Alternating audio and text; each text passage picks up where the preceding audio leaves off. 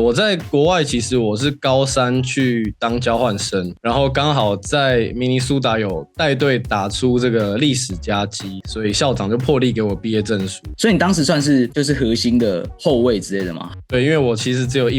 公分，所以我在国外真的假的打后卫。对，你跟 Eric 是怎么认识的？这个故事的开端是什么 ？Eric 是第一个跟我聊天、第一个跟我讲话，也是最热情，就是接待我的人，所以算是第一眼就对眼对到了，算一见钟情吧。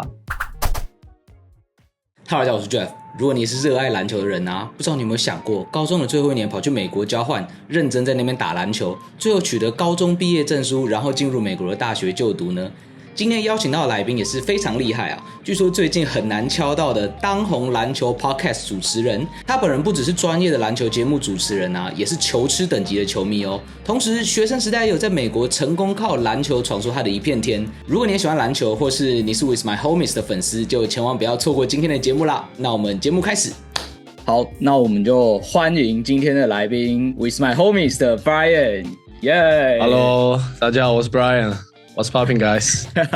因为这个频道的观众可能不一定认识 Brian， 所以想请 Brian 跟大家自我介绍一下。OK， 大家好，我是 Brian， 我是 YouTube 频道 With My Homies 的 Co-host， 然后现在也是全职交易员，就跟几个朋友在内湖有一间交易室这样子。就我所知 ，Brian 应该是曾经有在国外读过书嘛？那你在国外就是读书到什么阶段？是高中、大学之类的吗？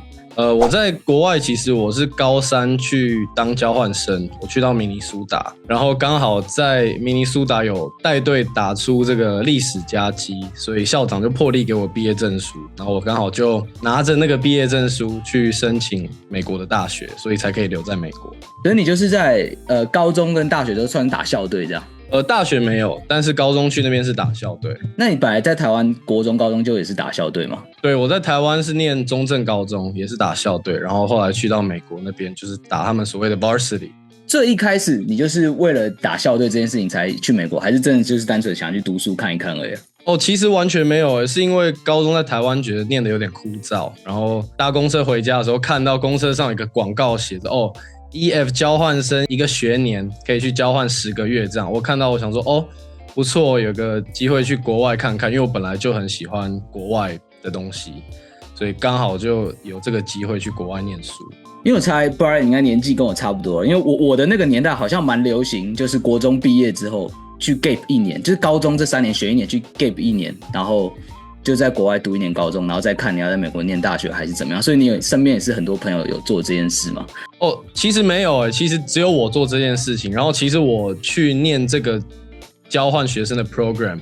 我应该是要回台湾再念1年的，就是补念嘛，就是把高3念完，申请台湾的大学。所以其实我的路跟一般人比较稍微不一样。说到不一样，这款 CX-122SRA 也跟其他 Hub 不一样哦。最近我刚把我的主力笔电从 Windows 换成了新的 MacBook Air， 但在转换过程中啊，我就是遇到了一个老问题。如果你跟我一样是多作业系统的使用者，如果你同时使用 Windows 笔电、MacBook 还有 Ubuntu 来工作的话，你一定会跟我有一样的困扰，就是很难维持一个整洁的桌面，然后线材啊、转接头啊都乱七八糟的。我自己喜欢的桌面是一台32:9的大萤幕，简洁的键盘和滑鼠的配置，其他多余的线材我是能藏就藏。但是我发现每次我想在我的电脑桌上接上不同的电脑时，滑鼠、键盘、麦克风、耳机、萤幕灯等等的 USB 线非常的乱，又有很多的接口，等于我要一直插插拔拔，超级麻烦的。所以这个时候如果有一个 Hub， 我能把我常用的硬体设备先全部都连接在这个 Hub 上收好，等到转换电脑时，一个 USB Type-C 接口就一次帮我接上所有的硬体设备，平常不用的时候线材也可以整理在看不见的地方，那真的就是堪称完美啊。这一款 CX-122SRA 10合1多功能 USB-C 扩充转接器，帮你实现专业高效的工作体验，多任务切换不卡关。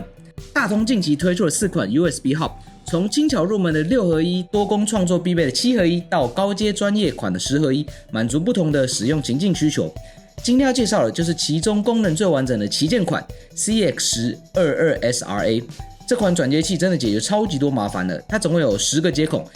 像是 HDMI 可以输出 4K 60Hz 的讯号，2个 USB Type-C， 2个 USB Type-A， 都是 Gen 2 10GB 的传输速度，它还能读 SD card 跟 microSD card， 使用最新的 4.0 版，甚至还有 3.5mm 的耳机孔，还有 RJ45 的网路孔。我平常剪片啊会接硬碟、外接萤幕，有时候也会用到有线网路。如果可以一颗转接器就全搞定，不管是 Mac、Windows 还是 Linux 系统都能直接用，真的超级方便的。你看，我现在把这些乱成一团的线材先全部连接到这个 Hub。我现在是用这个 Windows 笔电嘛，刚刚算是在打游戏。好，那我现在要转换到工作用的 Ubuntu 笔电，我需要快速的把键盘、滑鼠、麦克风、萤幕灯那些东西接过去。你看，一条 Type C 就搞定了，几乎是1秒搞定，你就不用在那边叉叉拔拔的。那正好我现在有一份素材要备份，你们看这个5G 的档案只要5秒就可以传完哦。那是因为这一款 Hub 有10GB 的高速传输，比 USB 2.0 快20倍，所以当你有一堆档案需要备份的时候啊，这个工作效率的差别真的是超有感的。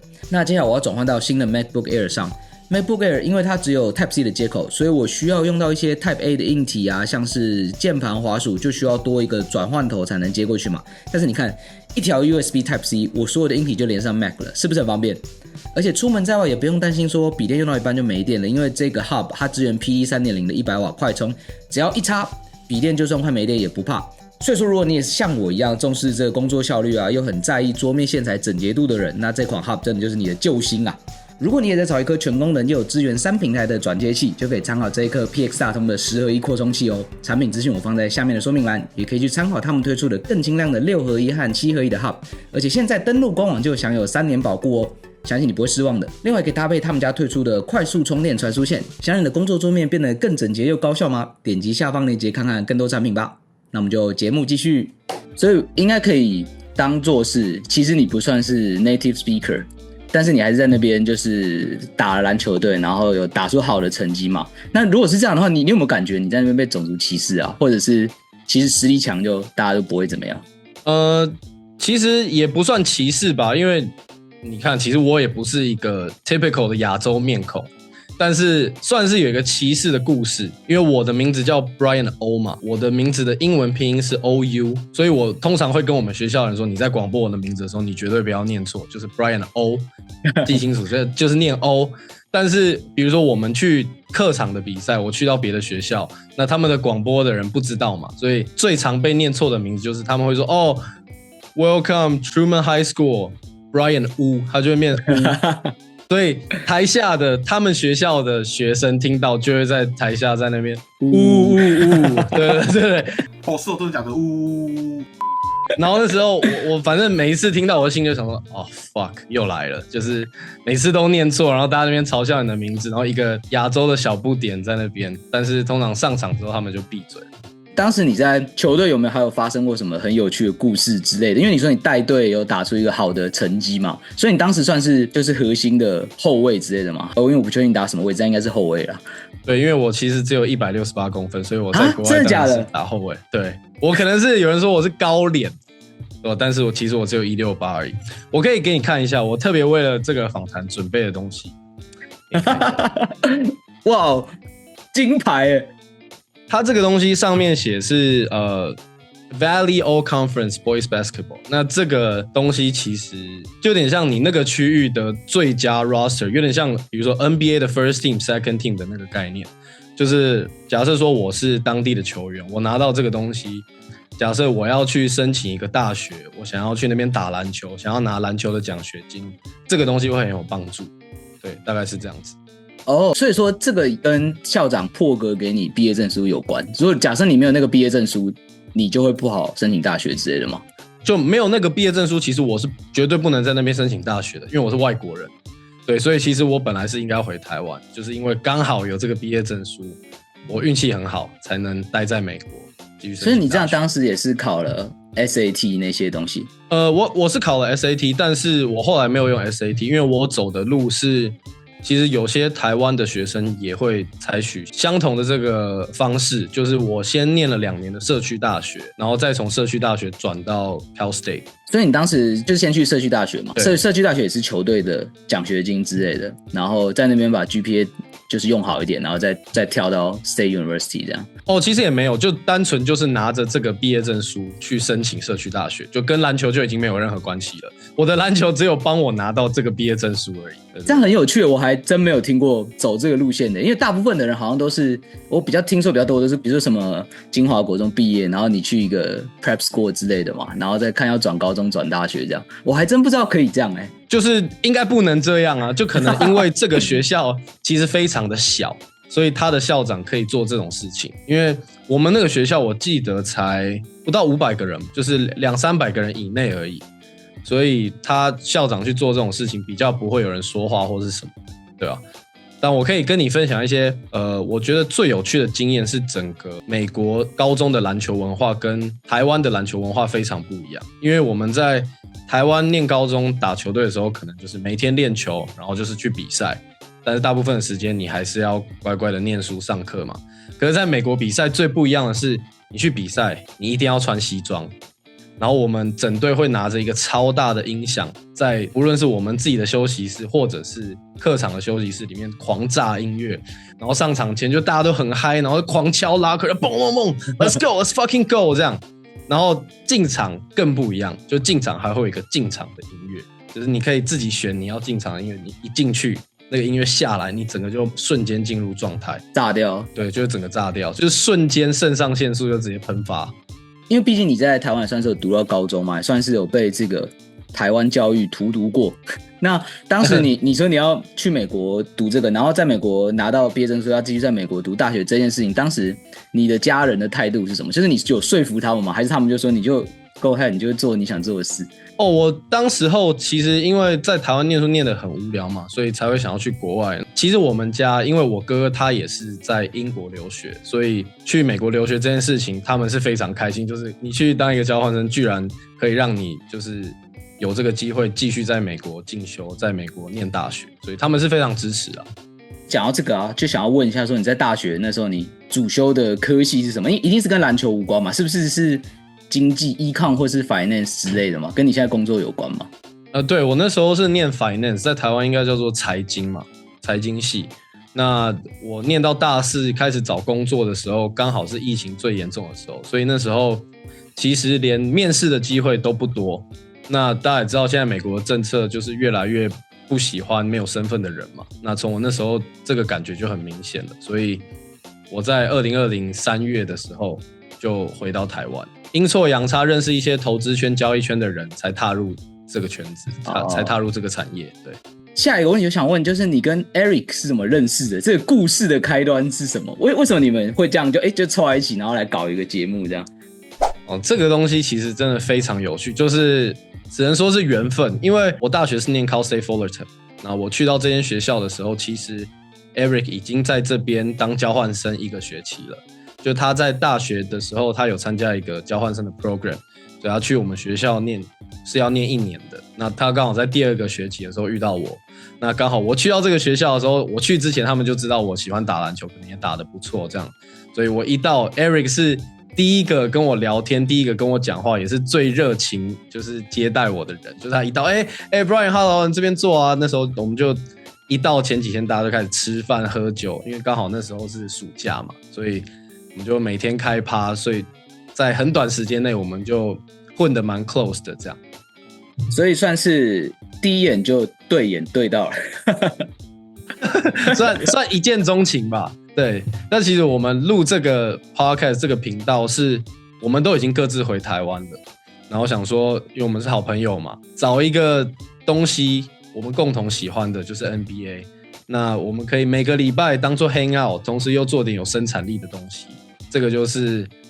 With My Homies 的起源。所以你们其实并不是约好一起回台湾，你们是原本是各自有各自的规划，只是刚好都回台湾了，然后才又凑在一起这样。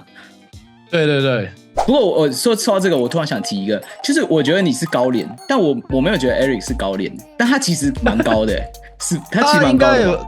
他好像175还177吧，就是他瘦长型。对，而且我那时候看你 Instagram 有 post 你以前打球的东西嘛，有那个报纸嘛，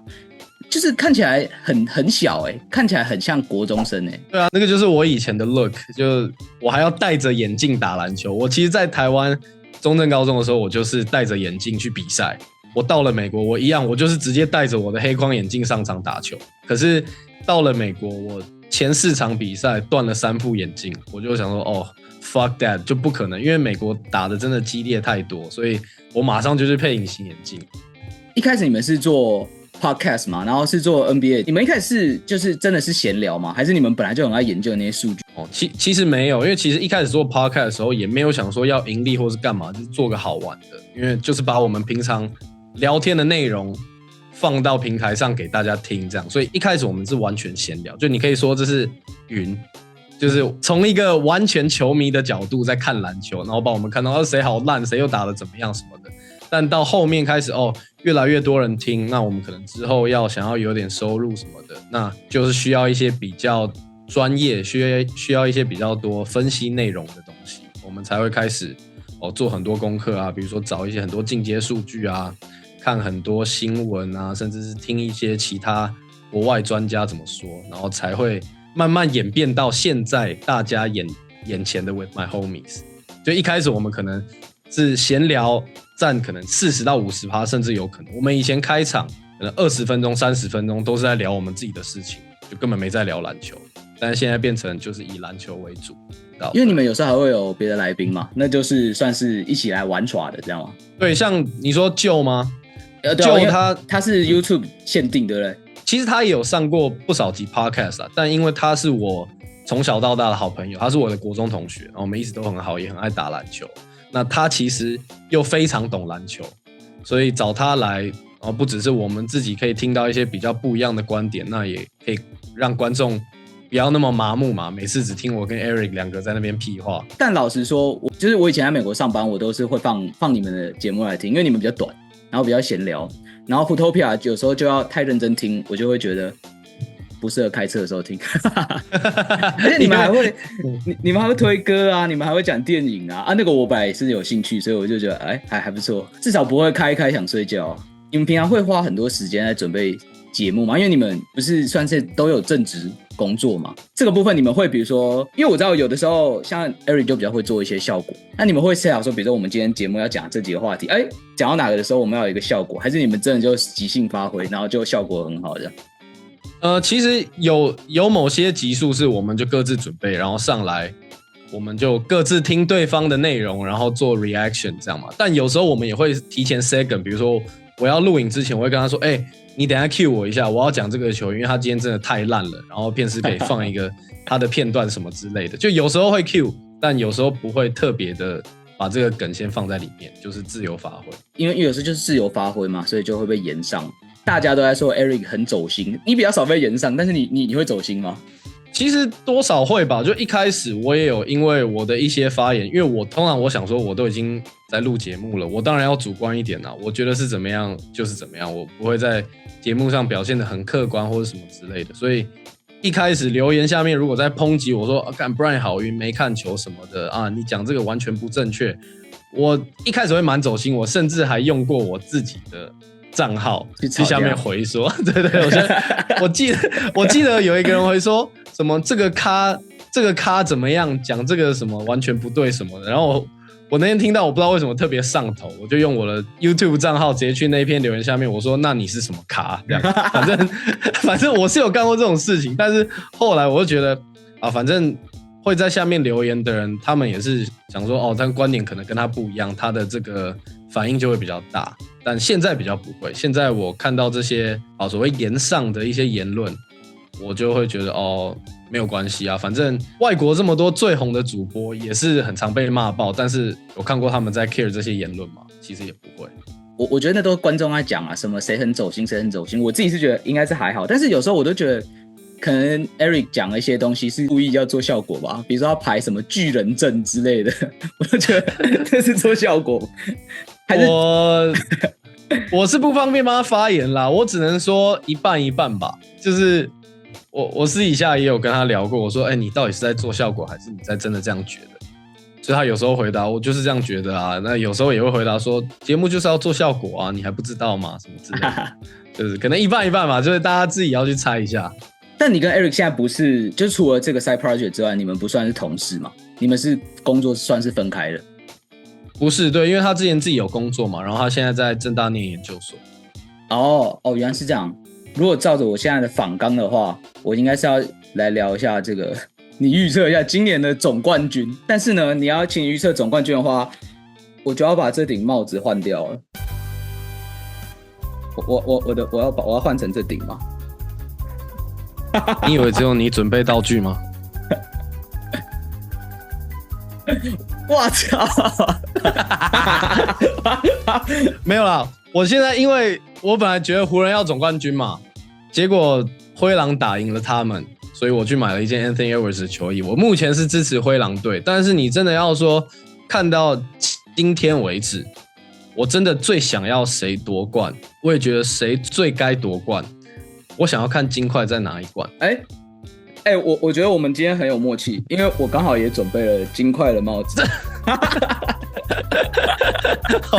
OK， 我会想要金块再拿一冠，因为我觉得看他们的这整体打起来真的太稳了。金块队就是一支，虽然你看他们阵容没有很完整，可是你不管怎么的去攻击，怎么的打，他们就是会一球一球的慢慢打回来。但我说实在，感觉我每次都觉得，如果是你的部分，因为你其实频率来讲应该比较少出现在可能 GM 他们的节目，但是我觉得每次你讲的好像都比较准一点。然后现在有一个专门帮人谈的框嘛，现在是1胜15败之19败之类的吗？全错。没有，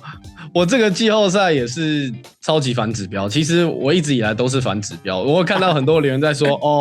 Brian 可能听起来分析的都很正确，可是结果好像都不是如此。那我蛮好奇的，那你们现在是一周一个 podcast， 然后一周一个 YouTube 影片，还是你们就是一起录，你只是把 podcast 剪成一个短的 YouTube 影片？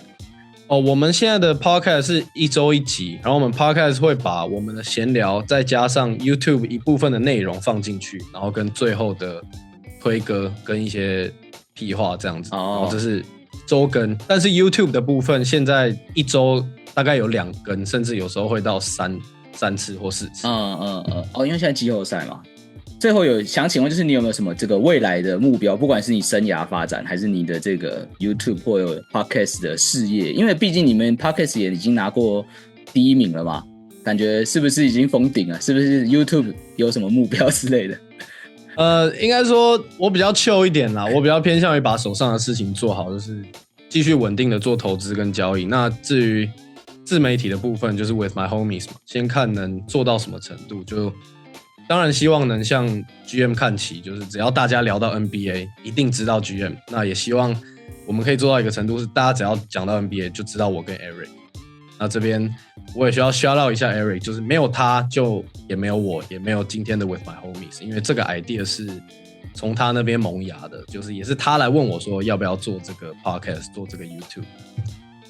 没错。那反正我下次有机会，我也想要敲 Eric 来接受一下采访。不过我发现他好像没有 personal 的 IG 或什么放在上面，所以还是我就写信给 With My Homies 问他也可以。对，你直接写信给 With My Homies， 他就会回你。好，我们还有人来私讯我们说，Eric， 我可以 follow 你的个人 IG 吗？这样。好 ，OK， 那这就是我今天的问题。感谢 Brian 接受采访。那就祝 With My Homies 这个早日突破10万订阅咯。谢谢，感谢 Jeff 今天的访谈，感谢。你问我平常花多少时间准备我们的节目，其实一个礼拜应该有15个小时以上。